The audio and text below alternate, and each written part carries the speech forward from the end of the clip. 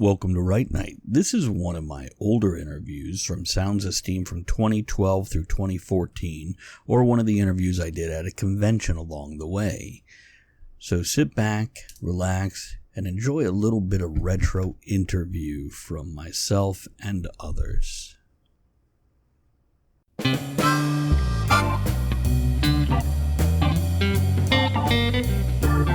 Right Night is a talk show with published authors, writers, and content creators discussing both the creative and technical sides of writing,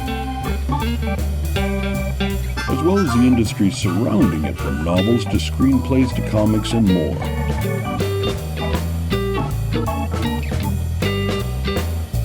And now, here's your host, author Travis I. Sivart.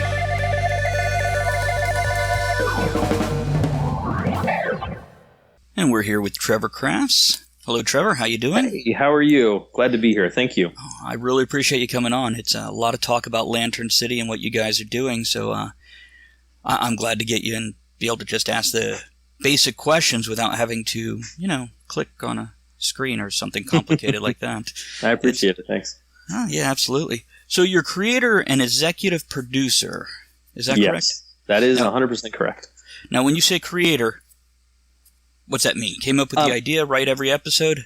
No, I came up with the idea. It was an idea that I had a couple of years ago, and sort of evolved as most story ideas do. And I had been producing another pilot comedy western called Smokewood, Nevada, which is sort of a combination between Tombstone and The Office, Nice. Which is very funny, which is we're working on right now.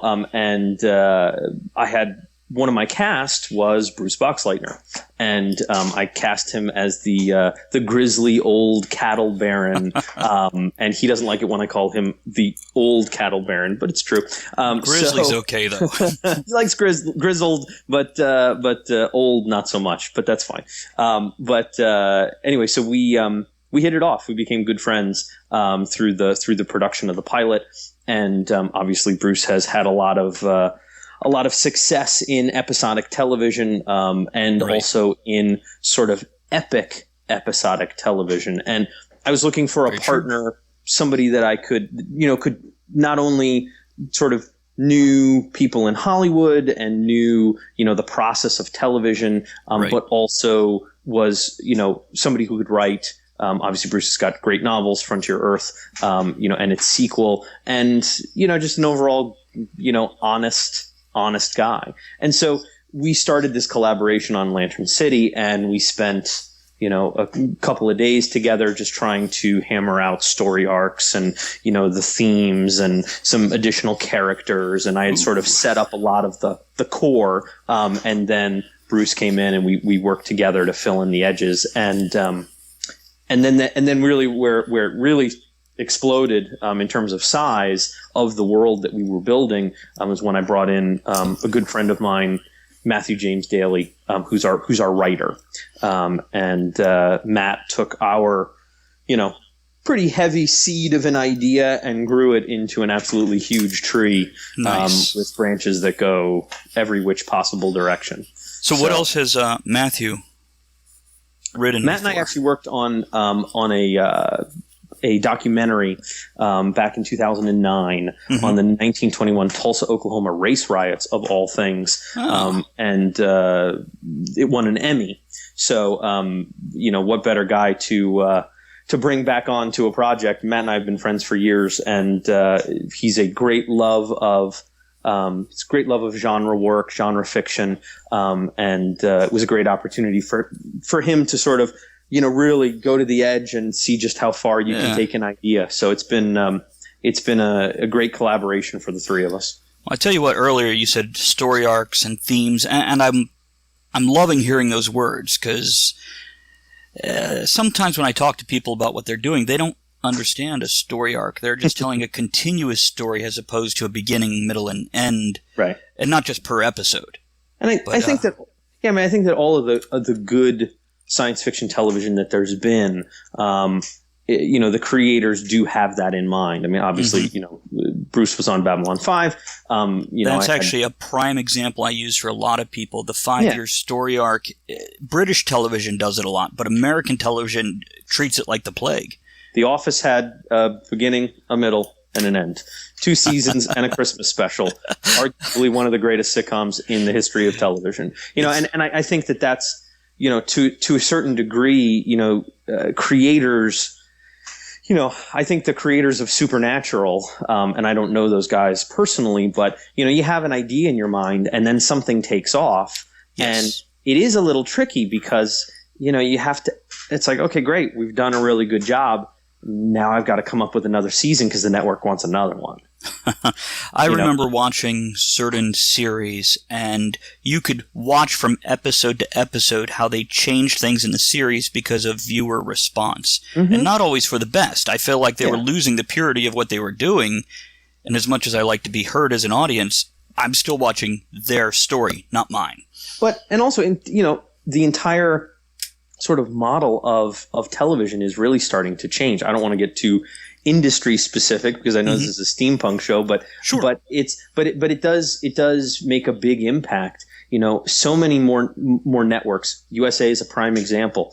In their drama division, they're moving away from an episode contained model like a Law and Order. You could watch any episode of Law and Order. You don't have to know the characters. You don't have to know the storyline, what happened the episode before or after. CSI is another good example of that. House, perfect example. But now audiences are craving 10-hour movies. That's basically what we're making now is 10-hour motion pictures. We could probably thank HBO for their input on that. And indeed, it's long overdue. Carolyn Strauss, who is now the executive producer of Game of Thrones, who was head of HBO production and head of HBO for a while, she had a huge hand in that process. I met with her about Lantern City. We had some great ideas that were exchanged about it, and she's definitely one of the pioneers in The Sopranos and The Wire and bringing these long format shows. It's almost a callback to the miniseries. Yes. And I don't think anybody really can argue that television production, and you look at the big boys, you look at a Game of Thrones, is rivaling even some smaller budget motion picture. I definitely agree. At $5 million an episode or $7 million an episode, depending on who you ask. Even a show like House of Cards on Netflix is about $5 million an episode. The boundaries of how people watch television obviously are breaking down left, right, and center, which is driving everybody in the industry crazy. But for creators and creators of original content like myself and Bruce and Matt, it really gives us an opportunity to show a wide audience a new idea that's original and a little daring. I think the steampunk community in particular will appreciate it. They're a very creative crowd, and to watch the same old thing again and again, they're happy that you're coming around.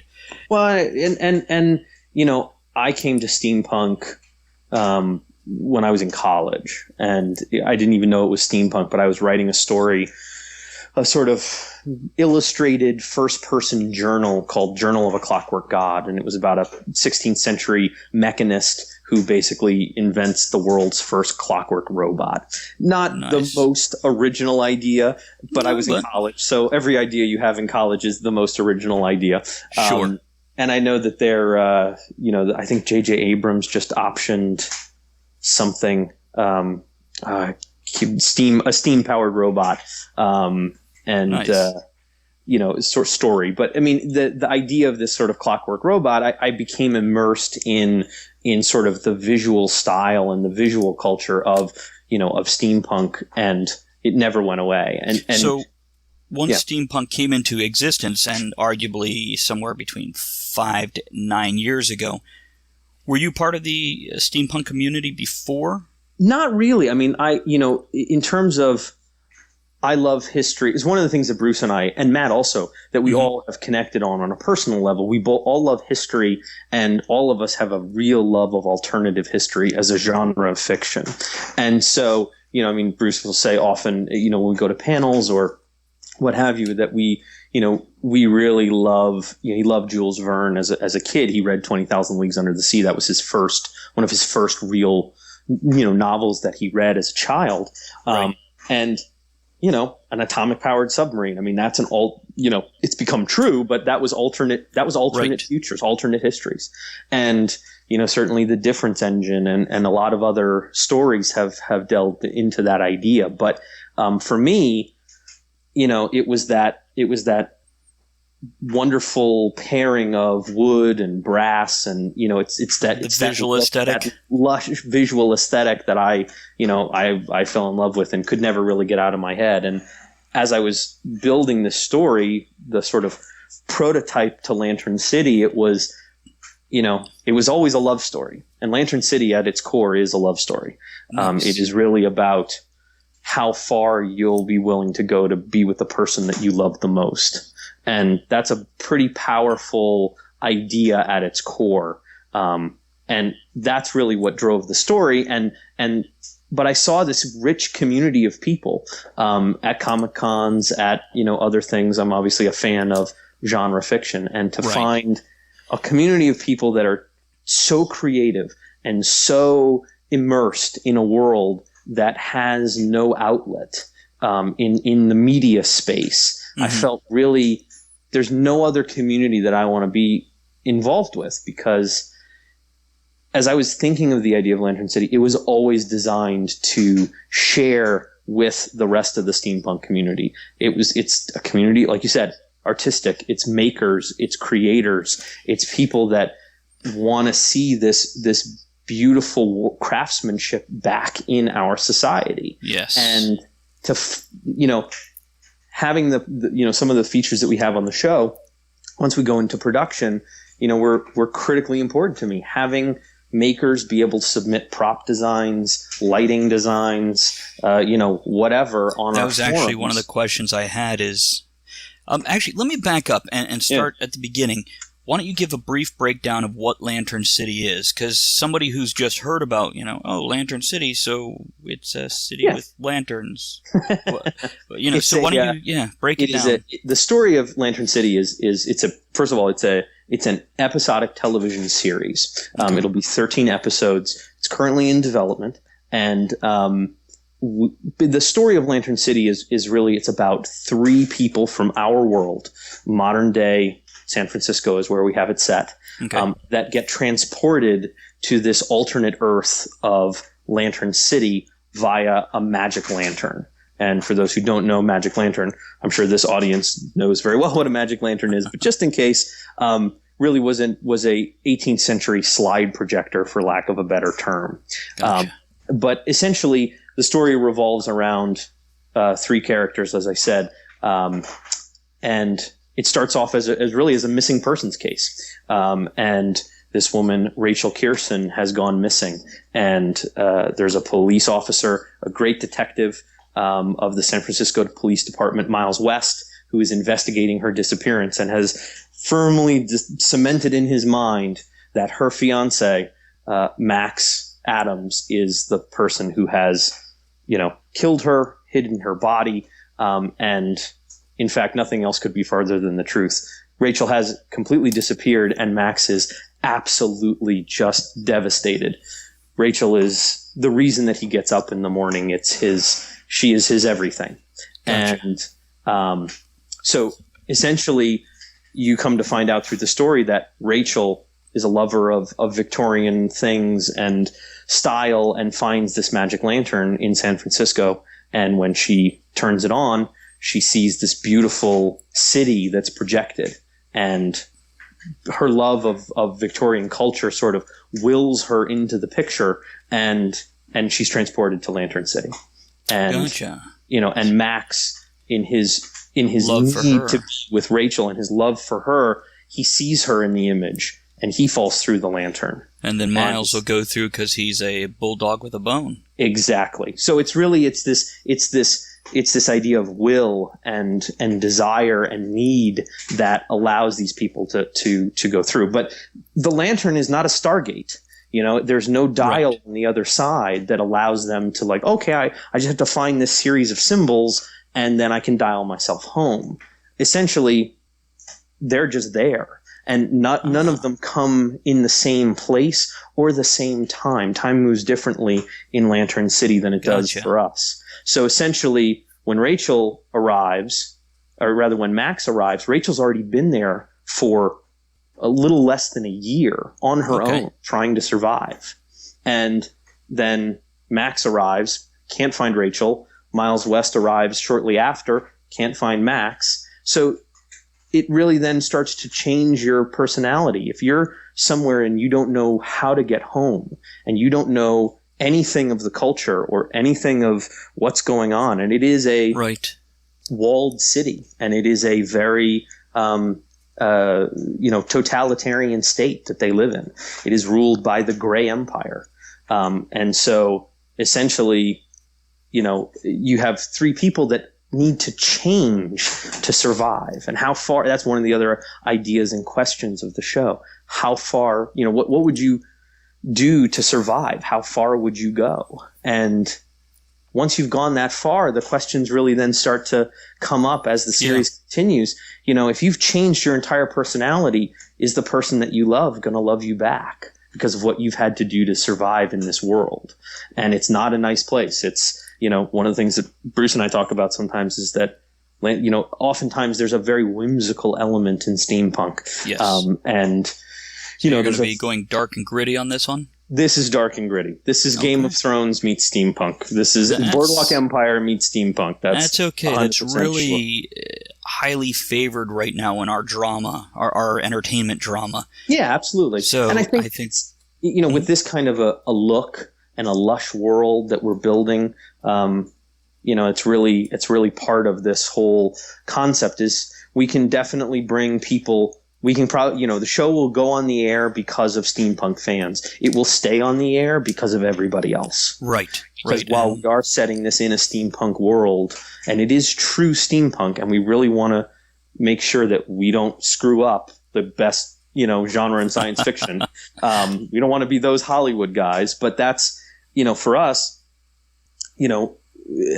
people are going to be drawn in by the characters. And, so, that's why Matt spent so much time with the characters. That's the most important part. If you look at, Mad Men, Downton Abbey, Game of Thrones, it's the characters that drive every one of those stories. Even a Walking Dead. I mean, people don't, certainly there's a group of people that watch Walking Dead because they love watching zombies be killed and kill people. And I'm oftentimes in that camp. But also, it's really about the human drama of these survivors and their interactions. And again, it's a lot of those similar themes we will see in Lantern City. I'd mentioned the Gray Empire, and the current ruler of Lantern City is a young man named Killian Gray. And Killian is very charismatic, but very evil and very, despotic. But he falls in love with Rachel when he sees her. And so, it's this sort of ebb and flow, this push and pull. And as we've just are about to release our illustrated novel, our first illustrated novel, which is actually a prequel to Lantern City, the television show, you find out about Killian's great grandfather, and Isaac Foster Gray, who started Lantern City. And so you start seeing the world unravel in a very big way. And so, as the series comes to television, as we continue to develop it, through this book and most likely subsequent books, we'll be able to have everybody fully understanding of the history, because it's a big place that Matt and Bruce and I built. It's a very, very big world. That's cool. So, going back to a previous question there that I segued away from is, so are you looking to draw from the steampunk community as a resource of whether it's ideas or makers submitting pieces, etc.? Yeah, and one of that, as I said, that was really from the inception of the idea, that was really critically important to me, was knowing that we were going to have the support of the steampunk community. We reached out to, we've got 4 really incredibly talented steampunk artists, Tom Williford from Brute Force Studios, who has been a tremendous help to us on all fronts. We do a lot of panels with Thomas. We'll be at Comic-Con this year, actually, with Thomas. Right. And Dr. Grimm, big supporter of ours, and been a great help.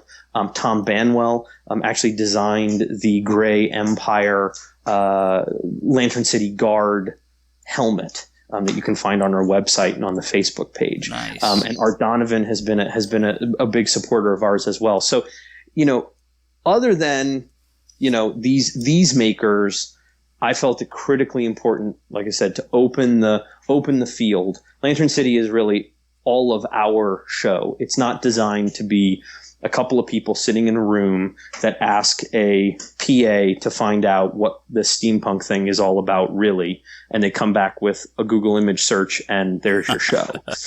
It's designed specifically to be.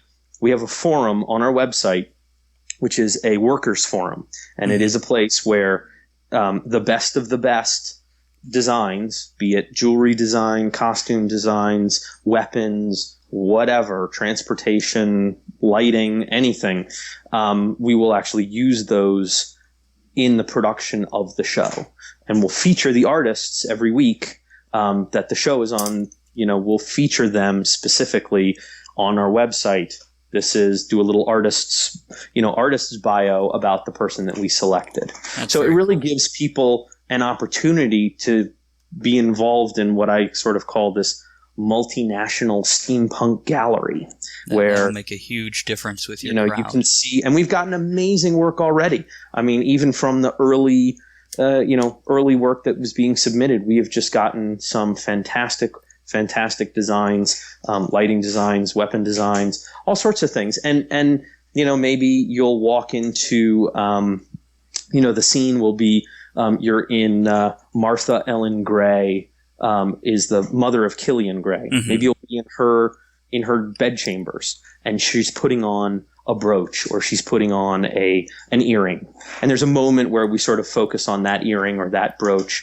And Mira Furlan is the actress from Babylon 5. She'll be playing Martha Ellen Gray. Nice. And, that brooch or that earring or, that piece of lace or however it is, that might come from one of the people in our workers forum. And then we'll be able to highlight that artist. We're not reproducing anything.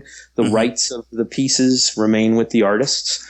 So there aren't any, there's no money exchange, but it really allows. That'll be beautiful, because that'll allow them, when they're at conventions going, this piece was on Lantern City. Exactly. And that's one of the things we wanted to share. We want this to be, why close off, the collective imaginative faucet of everybody that's a maker in the steampunk community. It would be stupid for us to shut that down. We want to encourage it, because it's all about the community. It's what'll drive you and keep you. It's the loyal people. It's what we've all built. all of these people that have lived it, all the people that go to TeslaCon and Wild West Steam Convention that Diana Given produces, and Eric John Larson. These people for TeslaCon, which is a great convention that Bruce and I were at.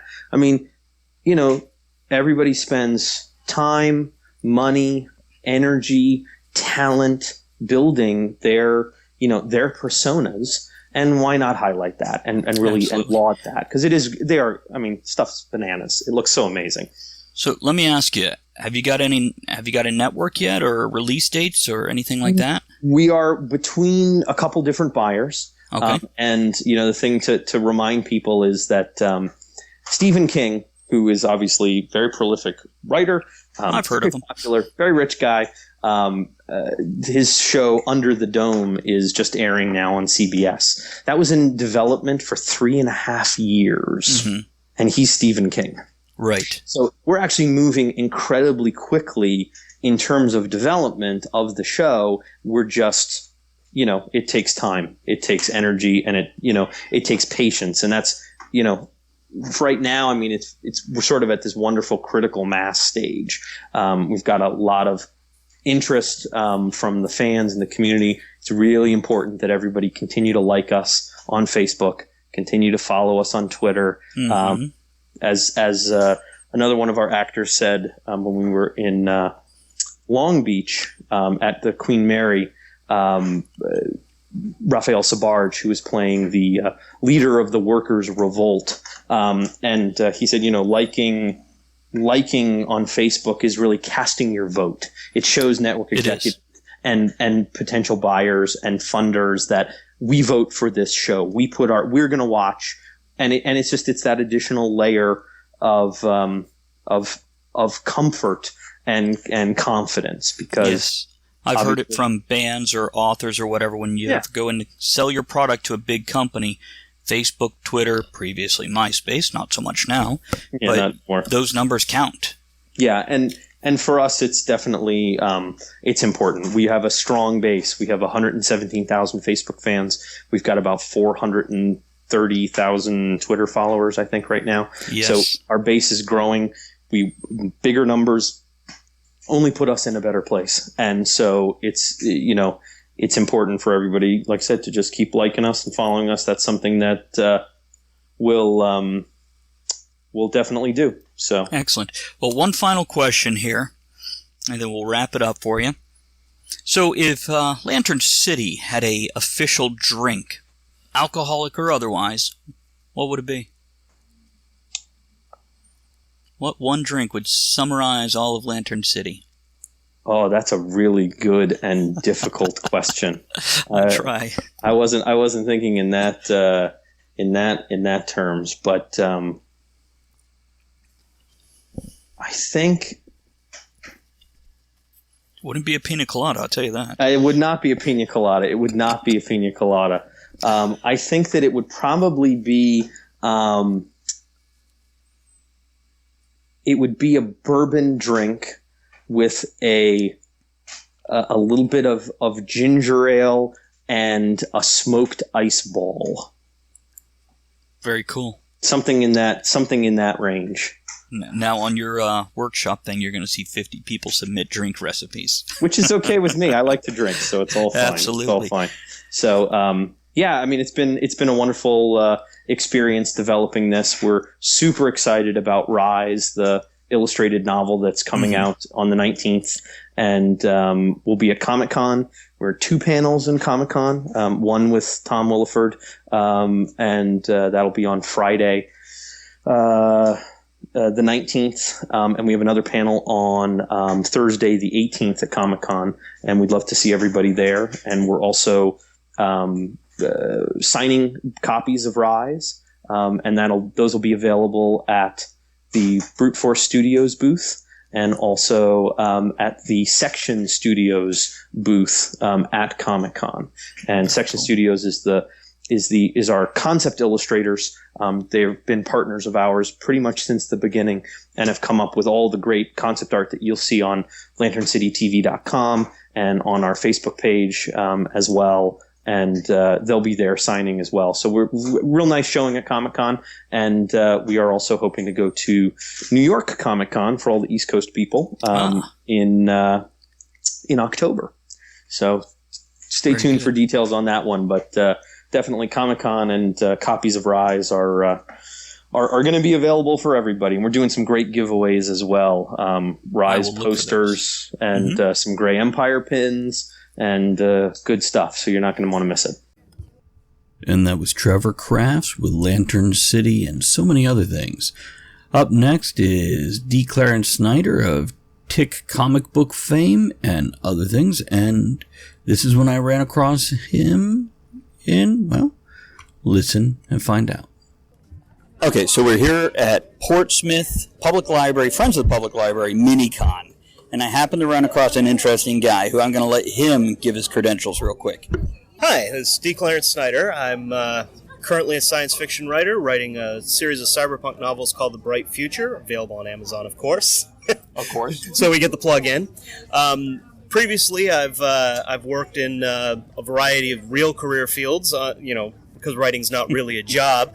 I have law enforcement background. I have, network engineering background. Well, that's good background for the cyberpunk. That is exactly it. It's background. It works out great for the cyberpunk background, especially where I write a lot of crime stuff in there. But the big thing that's kind of incongruous is I actually used to work in comics on the comic book series The Tick, where I was on the production staff for about 10 years. I was part of the writing staff for about 5 years with a partner, Mark Sylvia, and he and I were the lead writers for the last 2 years of that. See, I think it fits fine because I've known engineers and their sense of humor, and I've known law enforcement, and both of those careers do have a tendency to have, let's say, absurd sense of humor or unusual sense of humor. Appreciate laughing when it's not appropriate. Well, everybody needs to laugh, especially if it's not appropriate. That's sort of the point of laughing, is to be inappropriate. So what do you want to talk about? Because, of course, I grew up with the Tick. Everybody wants to talk about the Tick, but so let's... I want to plug what you want to plug, too, because, that's the bottom line of being spoken to, right? Oh, yeah, of course. So let's do both. Okay, so let's get the interesting stuff out of the way. The Tick, because that's what everybody wants to talk about. Well, I love what I'm doing now, and somebody asked me recently, what if it's only ever a hobby and doesn't make commercial success? Would you still like doing it? I said, yeah, because this is what I enjoy. Absolutely. I mean, I have all my real career field backgrounds, but writing is one of those writing and storytelling is really one of those things that I've just loved my whole life. The first story I wrote was actually a piece of Star Wars fan fiction. I wrote it in 1977.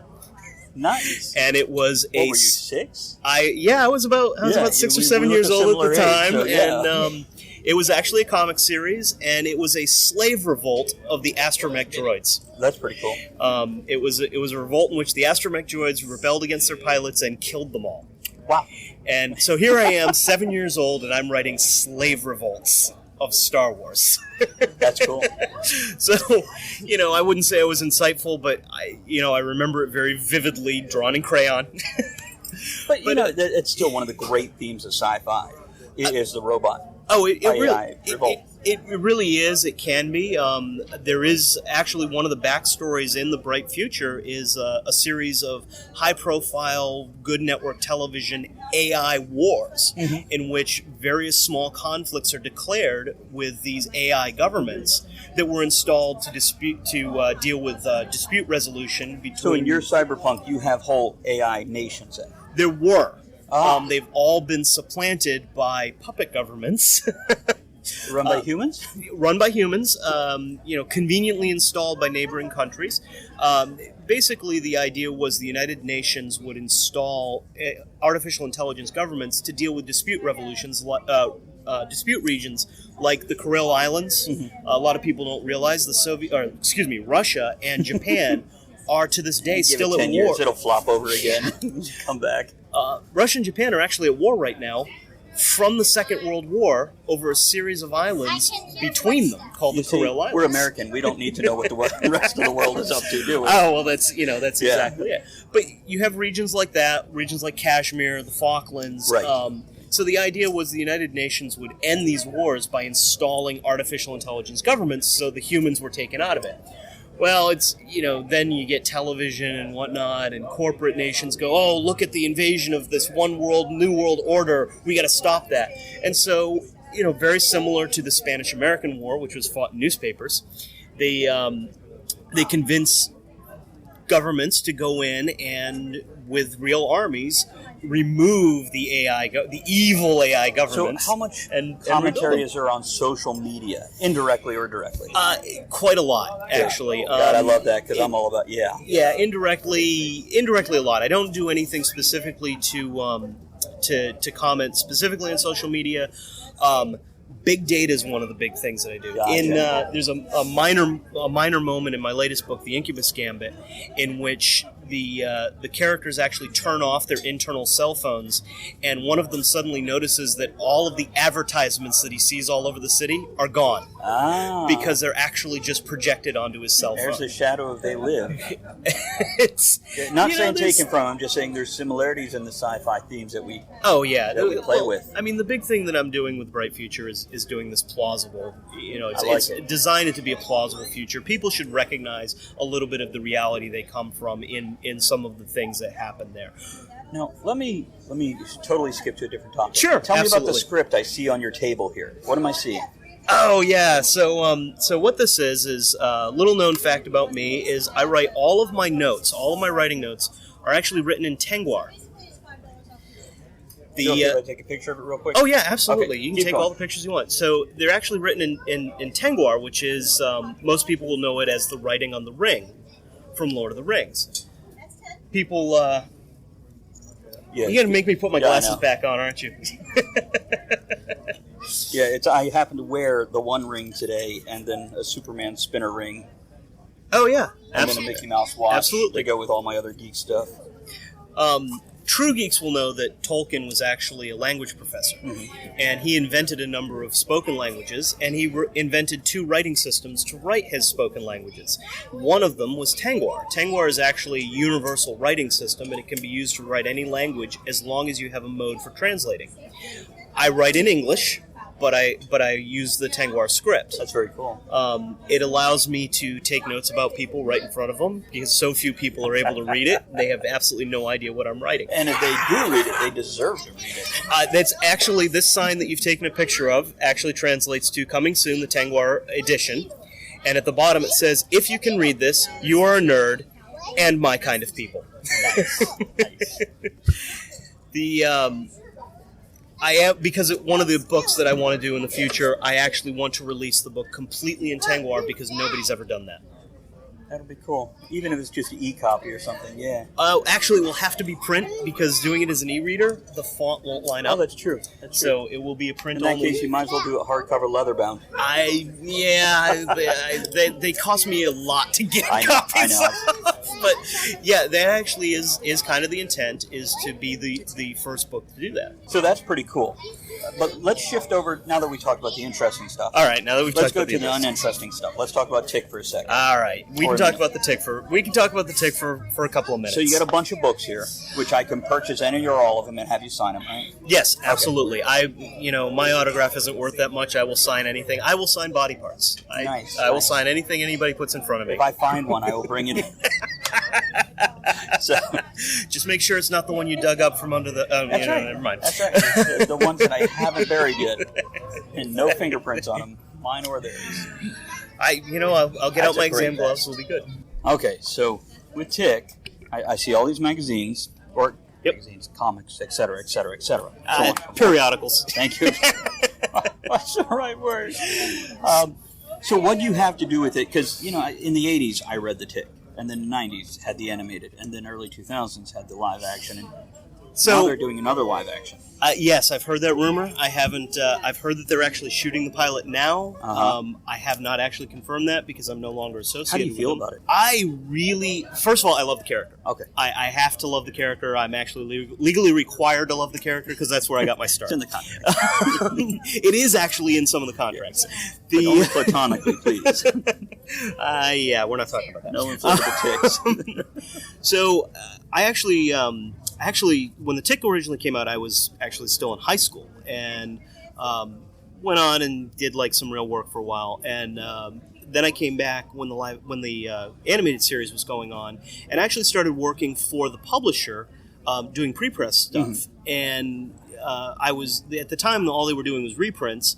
I was also doing copyright searches for some other stuff that they were doing, but since the animated series was on, I said, you need to be publishing new Tick comics. And because I was a salaried employee, they didn't want to have anything to do with me. They didn't even look at it. They didn't even review my stuff. But what they did do to shut me up is they hired Eli Stone to do Big Blue Destiny. So that's right around the time I'm working for the production company. Then we started having backup stories, and I was sitting in the editor's room pitching ideas for backup stories. That sort of started happening.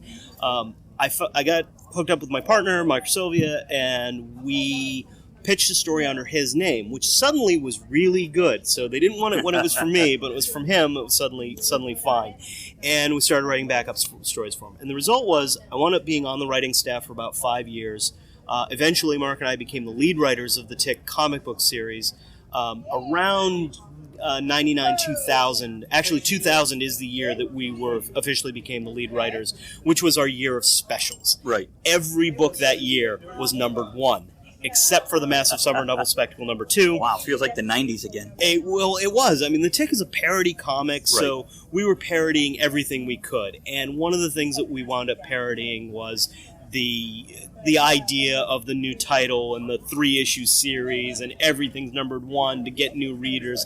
And so that year, every single book had a new title. It starts with the Tick's Big Year 2000 special. How the readers go for that? Did they follow along well enough, or were they like, oh no, not you too? The ones who are with us and hooked with it, they got it. Okay. They got that we're making fun of it. Gotcha. I was actually publishing. Because I was doing pre-press as well. I was actually writing on the inside front covers the order in which you needed to read these books. Nice. So as a reader, I appreciate that. So it helped. But I wasn't allowed. Editorial wouldn't let me say first one, second one, third. I couldn't use those words, but I could put them in order. So I put them in publication order. There you go. Which was the order that they were designed to be read. And it was actually a series leading up to my first series, the first official series, The Tick Color. Gotcha. One of the things that I like to say about The Tick is, and my involvement in it, is there are 5 Tick issues that are more historically important than any others. I've written 4 of those. The first one is Tick number 1, first appearance of the Tick. Right. Ben Edlund. I mean, hands down, that's the one. That's what it was. It was a black and white comic. Ben Edlund wrote a 12-issue series. He ended issue 12 on a cliffhanger. I wrote issue 13, resolving the Ben Edlund cliffhanger and setting the book up for the rest of the things that happened after it. Now, that issue was written after a lot of other stuff had happened, but the cliffhanger needed to be resolved, and I actually talked to Ben Edlund in San Diego and said, Ben, we want to do this book. Is that okay with you? Is there anything you feel like we need to do? And he actually said, well, this is internet radio, right? Yeah. He said, I don't give a fuck. Do what you want. I trust you guys. His exact words, not mine. I trust you guys. Wow. So I wrote issue 13. It does have a fancy title on it, Pseudo Tick 13, in this concept that Ben is someday going to come back and write a 13th issue of the comic. He's not. He said he's not. He has no intent. So I wrote issue 13. I wrote the issue that transitioned the Tick from a black and white comic into a color comic, the Tick Color number 1. Gotcha. Complete with, Dorothy in Wonderland, Dorothy in Oz kind of thing. It starts out black and white. They go to the mythical land of Thrakazog where everything's in color, and then Thrakazog comes with all of his little gelatinous zombies come through the portal, and they splash on the Tick's world to make it color. And the book's been color ever since. I wrote the issue that shows what happens when the Tick takes his costume off. Oh, I haven't seen that one. The Tick Color number 5, his costume is actually removed. It is lost and found by a bunch of other people who then put it on thinking they'll have the power of the Tick. And we, at the end of this issue, reveal what the Tick looks like without his costume. And I will tell you, flat out, it is the only thing it could be. He looks exactly the same. Just face colored. In Tick Color number 6, he actually returns the costume to a costume shop in New York, and it's hanging in the window, and he walks away looking just the same as he ever did, with the little antenna and everything? with the little antenna and everything. They're just flesh colored? No. It's the same color. It's blue. He's blue underneath. Oh. He looks That's exactly right. the same underneath. Gotcha. And then the other most historically important issue that I've written of the Tick was the Tick Golden Age number 1, in which we reveal the Tick's origin story, including his real name, Dr. Jeffrey Whitebread. Now, I will point out, and it's very important to say this, that origin story was immediately retconned. Gotcha. In true parody fashion, we have to retcon the character. A writer after me retconned it. They demonstrated that the Golden Age Tick, Dr. Jeffrey Whitebread, was the Golden Age version on Earth Other. On Earth This One, the Modern Age Tick, he actually encounters Dr. Jeffrey Whitebread Tick, and they determine that they're from other worlds, and they go to find out what happened to Dr. Jeffrey Whitebread on this Earth, so that on Earth Normal, Earth Prime, Earth 1, and I think actually that's the title, Earth Normal, Earth Prime, Earth 1. Gotcha. And they find that Dr. Jeffrey Whitebread, in fact, is dead of Lyme disease. That's great. Immediately retconned, and it's important because, not to sound too much like a man from Bravos, but a tick has no name. There we go. A tick needs no name. That's true. Very true. Well, anyhow, let's wrap this up so you can get back to your table. Absolutely. Now, let's see. I don't know if I should call you David or Clarence or what do you want to be called? What do we wrap it up with? Well, generally, people who are talking to me, I go by David. That is my first name. With the Bright Future series, I am going by D. Clarence. You know what? Speaking of the Bright Future, now you mentioned something before I turned the machine on and started interviewing. Yeah. And I'm just wondering, can it be mentioned on air or is it under wraps with the future of one of your books? Oh, it can absolutely be mentioned on. Let's mention on that. There.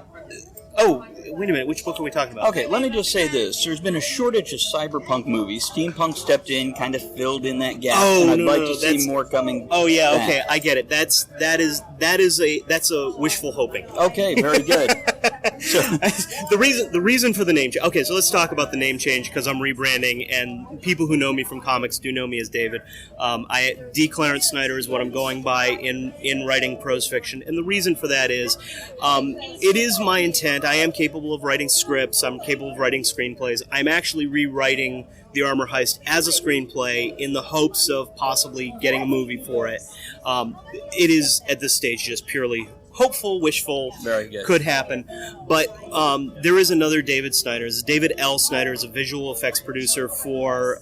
he was visual effects producer on Blade Runner, the quintessential cyberpunk film. Also, I learned recently Demolition Man, another cyberpunk film. So he's a small name you can easily grow out of a shadow. Yeah, no.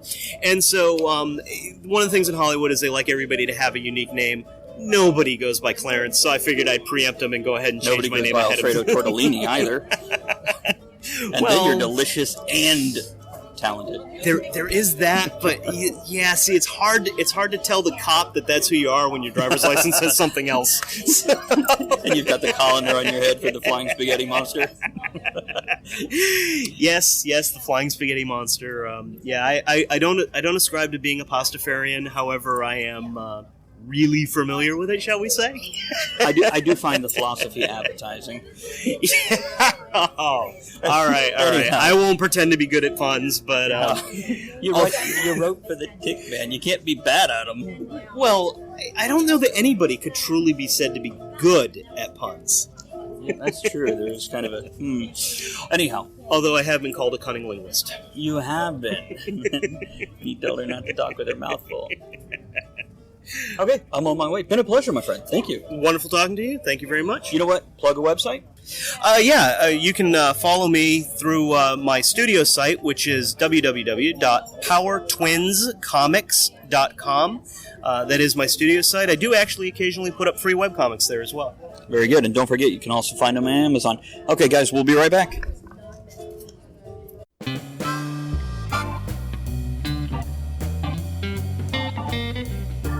Thank you for joining author Travis I. Sivart and the other writers, content creators, and all-around amazing people for our discussion here on Write Night. Join us again soon, and until you do, make sure you create with passion, enjoy the journey, and remember, every night can be Write Night.